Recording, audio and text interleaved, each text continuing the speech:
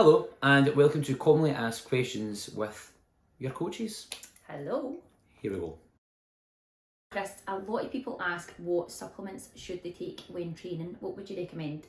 Right, you can go down a rabbit hole with this and you could take everything that is on Instagram and TikTok that is trying to sell you. Let's stick to the basics here. So we would say a whey protein, Right. but now... Some of us can't always take those things. So Sore stomachs, digestion. yes, so both of us are in the same boat with this. So that's one that I would say you would maybe then branch into more your vegan or plant-based stuff. I would stick to just the basics when you're starting your training. Get a good whey protein or a vegan or plant-based protein, and then we're going to talk about Vitamins. yes. So we'll do another one after this. Fine. Protein powder. What do you think? Shakes, coffees, what would you put it in? It really depends. Obviously down the gym, the protein coffees are really popular. So if that's an easier way for you taking it and it's getting your 20-30 grams of protein in, great. Yeah. You know what I mean? But if you're on the move, you want to just have like a smoothie, then put in like a protein powder and that's great, or just having it by himself. It's really up to you. One thing you need to remember is when you're having it in a coffee can dehydrate you, so you need to make sure you get your water levels nice and high. Right. And that's all. And following on for that, what do you think about pre-workout? So I'm not a fan. You're not really a fan either. You don't take any. No. So My heart racing. so like you're a coffee drinker, so Yeah. I would personally rather have like a single or double espresso. Thing you need to remember as well is when you're taking coffee for instance a workout, if you're taking that just before you train, it doesn't kick into about anywhere between 30 to 60, sometimes even pushes into like 90 minutes later. So try and time it if you are going to have it. Same with your pre-workout. Some pre-workouts also, when you try them, like you go tingly and Feel funny, not natural. Aye. It depends on what suits you and what you enjoy. So you don't like coffee, pre-workout. If you don't like pre-workout, then coffee. And that's what I would say. So with regards to vitamins, I was quite guilty in not taking any, but now I just take one vitamin, a multivitamin, and that is it. Probably should maybe think about taking more, but I feel it covers my bases. What about you? Do you take anything different? I take quite a lot, right? But this is, again, we're going to do a whole separate video on this and we're going to explain each one, so I don't want you to be mind boggled. I'm in agreement with Julie. When you're starting out, a good multivitamin, brilliant. Start with that. If you're looking at anything else, maybe to lubricate your joints, maybe an omega-3, don't take cod liver oil because it's extracted from a non-oily fish, so you will want to take omega-3. So something like that, that's the sort of like two I would look at. And then you can start going down the line of what is going to be best for your body and what is going to help you the most. So you can take things like your vitamin C, your B12, your zinc, your magnesium, your collagen. Like, do you know what I mean? You can go all the way down this, and we can go in a whole separate video on that. Because it would be individual basis, male, female, age, Yes. different things like that. So Good multivitamin. right. That's what I would do. Okay. Training early in the morning, a lot of people enjoy a 6:15 class. What would you say about eating before it? If maybe they don't really like food, would you recommend a drink? Would you recommend eating the night before? What's your thoughts? It really depends again on the person, your gut, how you are. So if you're doing 6:15, let's be honest, you one of the people just roll out their bed, have their stuff lying there, and then you're laughing because is that you? Late. Going straight into your workout, right? So that can be a common occurrence, right? So with that, eating can be quite difficult. You maybe find a shake when you're training sits really high in your stomach, you're just feeling quite bulky. So options, keep like maybe like a really small apple, or I would say like a rice cake, having something like that, just lying in your stomach. Julie's talked about night before. If you're doing a sort of lifting session, then there's all these old wife tales, old person tales that say that you shouldn't eat late after like 7 o'clock, 8 o'clock. That's slightly wrong. The paint is wrong, because if you want to train first thing in the morning, it's better to have more carbs in your system, so when you wake up you're going to use that energy. So that's what I would say. So if you are doing it, maybe look at night before you're going to bed, maybe help you sleep better as well, is looking at something like oats. Having your oats with like maybe a protein yogurt, you could make it with protein powder, make a say like pudding, having something like that, that's it, line your stomach, you will feel a bit heavier, maybe help you sleep better. Up the next morning, you probably find you maybe don't need anything, just get your water and then go. Try and see what suits you. So as opposed to eating a big meal before class and feeling sick, you could even just have a coffee or something like that just to kind of G you up and wake you up. Yeah. A lot of the time, you will probably hear people talking about, I've done so much, Chris, and I'm doing everything right, Chris, and seeing no difference on the scales. So tell me about weight fluctuations and seeing no real changes in the scales and thinking that I'm doing everything right. Tell me, what's your thoughts? I'll eat your open brackets there. So Yeah, you can sound like really patronising. From a coach, it's not. It's coming from genuine honesty and saying, and it's coming from her heart. Is saying, are you actually doing everything? Because when the scales are not shifting whatsoever, and if you're saying you're on 1,600 calories, you're worked out your calories, and they should have been with you with a 500 calorie deficit, you should have already been in 1,900 calories, but you're sticking to 1,600 calories, and you're still seeing nothing, you're doing 10,000 steps a day. Is that true though? Now that's when it comes to, from a coaching point of view, taking us out and looking at it and breaking it down, saying, like, well, you know yourself so into it. It's like, being honest, are you counting those marshmallows that you're going in and out and eating in the cupboard without kind of really registering it when you're thinking about the food? Are you counting the oil that you're putting in the pan? Are you counting? So I think what I see, and from experience, it's you can be guilty of not being overly honest in MyFitnessPal and thinking you're in a calorie deficit when actually you're probably just still sitting at maintenance calories all the time, and then you're wondering, I'm totally hammering my steps, I'm hammering my workouts, but nothing's really changing. So then that's when you need to take a good hard look and say, am I being honest in MyFitnessPal, or am I making half it up? And this is true. And the other one is it staying like that for maybe a week, 2 weeks, and all of a sudden you see a dramatic drop?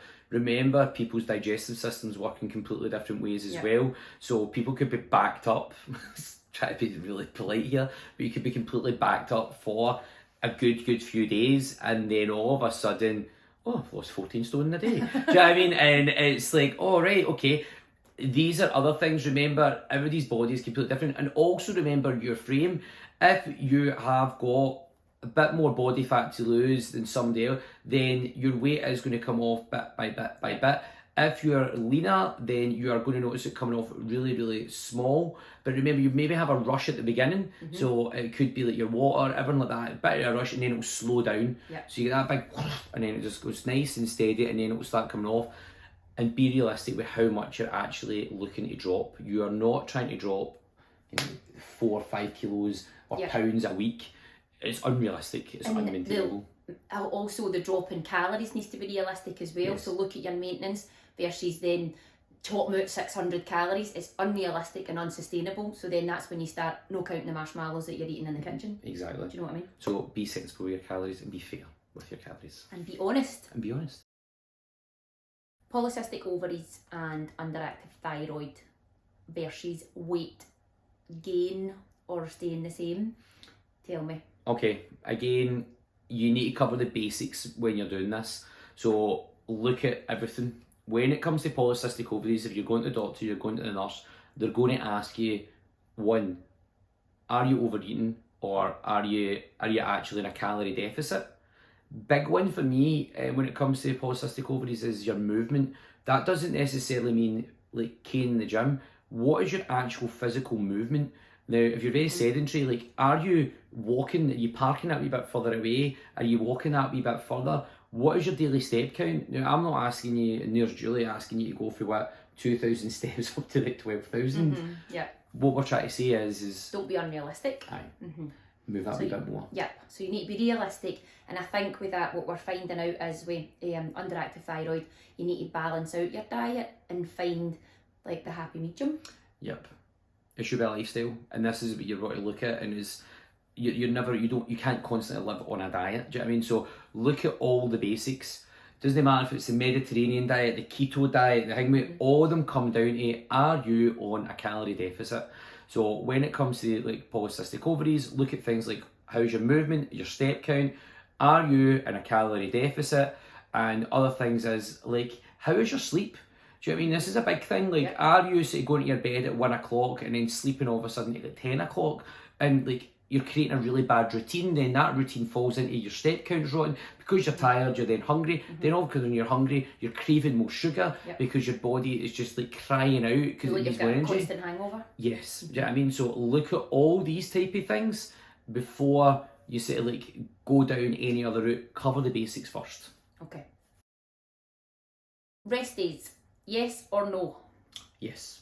Right. Make sure you get a rest day in. What should I be doing on it? Sitting doing absolutely nothing, or yoga, breathing, steps, what? Sleeping, napping? Well, you listen to your body, right? And this is the thing. I mean, I'm a big believer in like on rest day, like still like go your walks. Do you know what I mean? Okay. Still, because it's your mental health as well. If training, well, which training is really good for your mental health, and then all of a sudden your coach turns around to you and says, "Hold on a minute, Betty. You usually do 6 days a week.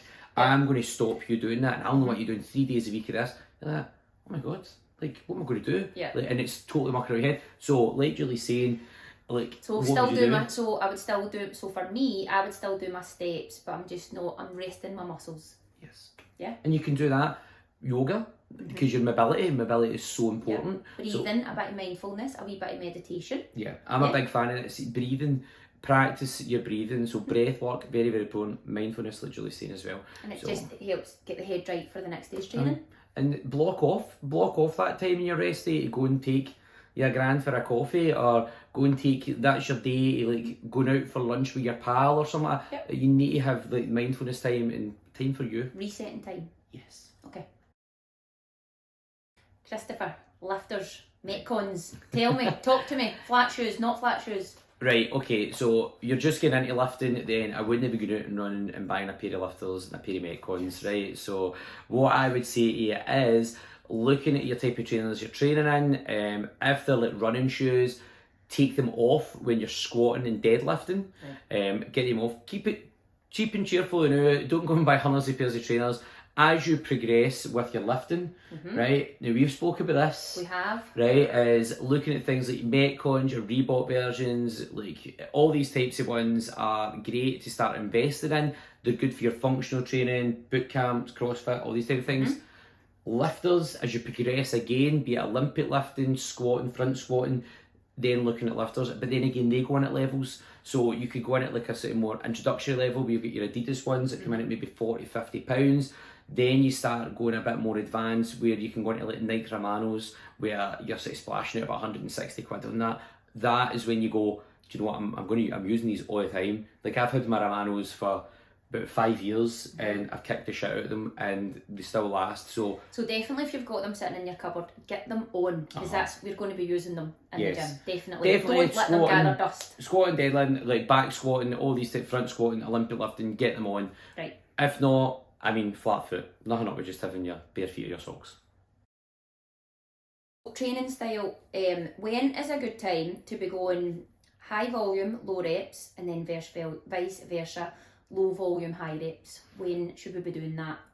I think it's really depending on what you're doing and what your goal is. Now, building your strength up is very, very important. I think it's very good because your big compound lifts, like yourself, like your squats, your deadlifts. Yep. Okay, good for your core, good for your overall body, your strength, and like a lot of them can work a lot of different joints, right? When we're talking about high volume, I'm a big believer in like getting the muscles sort of like working as much as they possibly can. Taking yourself outside your comfort zone. So if you're used to doing bro workouts and they're all sort of like 3 to 6 reps, chest and back, aye, doing stuff like that, and then all of a sudden Julie turns on you and says to you, okay, the day we're doing 4 sets of 16 reps, you're like, what? Get used to these sort of like volume, because when you come into a class environment, it's going to be more volume based, but also from you on a day-to-day basis. So you want to pick up cycling, you want to pick up running, you're going to do hill climbing, then you're not going to be just doing like constant like strength work, because remember, doing constant like sort of 3 to 5 reps you will be tighter, you won't be as functional unless you're incorporating a lot of mobility work in there as well. So I would say if you can, a good wee mixture. if you're training for a strong man, strong woman competition, batter in, or a strength powerlifting, batter in your sort of low volume, day to day, multi da, young sort of like 30 to like 60-year-old that want to sort of like keep mobile and active, then there's nothing up with mixing that up. Mixing it up. A good thing that I've found as well is, say if you're setting yourself like a 4 or 6 week goal and you're working on your deadlift, working on your squat, get to the end of that and do high volume, low reps, so you can get a good PB in there somewhere, just to test yourself. Look at your mind frame. Like you, see like where you are, what do you want to do, or do you want to like up the endurance and up the sweat? Aye. So up the reps, lower the volume. Like Julie's saying, you might have a great day. You're feeling dead energized. You're totally like fully being. You're like, Joe, I can totally do this. And like Julie's saying, if you're feeling you can get that PB, then push it. Go for it. Definitely. Come on. Yeah. So Laura and I are always more often than not asked about periods and menstrual cycles and training. So we're going to do a separate video. Laura has got much more knowledge in this than I, but I want to cover off just the basic, just to answer a few questions. So first and foremost, menstrual cycle is broke down into 2 cycles. So you get follicular phase and the luteal phase. So what you need to know in your training is during the follicular phase, which is your periods to ovulation, that's when you could probably power out a PB, right? The luteal phase is your ovulation time to period time. That's when your body temperature is 0.4 degrees warmer, so you're sweating a wee bit more. When you've got less endurance, less strength, and a wee bit more sluggish. So that's a time where you should be implementing proper rest days and dialing down, trying to get better performance. So sometimes you walk out the gym and you think, oh, it was a wee bit rubbish today, I don't know why. Look at your cycle from end to end and see where you are roughly, and if it's at the luteal phase, that's probably the reason why. So try and dial it down a wee bit. Menopause, again, another massive subject that we are going to cover off in another video, because this could just open up a can of worms. However, just briefly, if you're in a menopause stage and you're training, the best thing for your diet is high protein. What is recommended is having protein in every single meal, so anything between about 20 to 40 grams of protein in each meal, and taking protein supplements, right? It's obviously every individual dependent based on your weight and things like that, right? However, high protein is highly recommended because it's for muscle repair. So the older you get, your muscles start wasting away. Eating more protein is going to repair those muscles and build those muscles, okay? Another thing is training. You should be doing muscle building training, so body weight, muscles, weight training, that kind of thing. But you should be doing that maybe 3 or 4 times a week and taking 2 proper rest days. And in those rest days, that should be mobility work, yoga, meditation, like anything like that, just to make sure you're getting that balance. So high protein supplements, okay?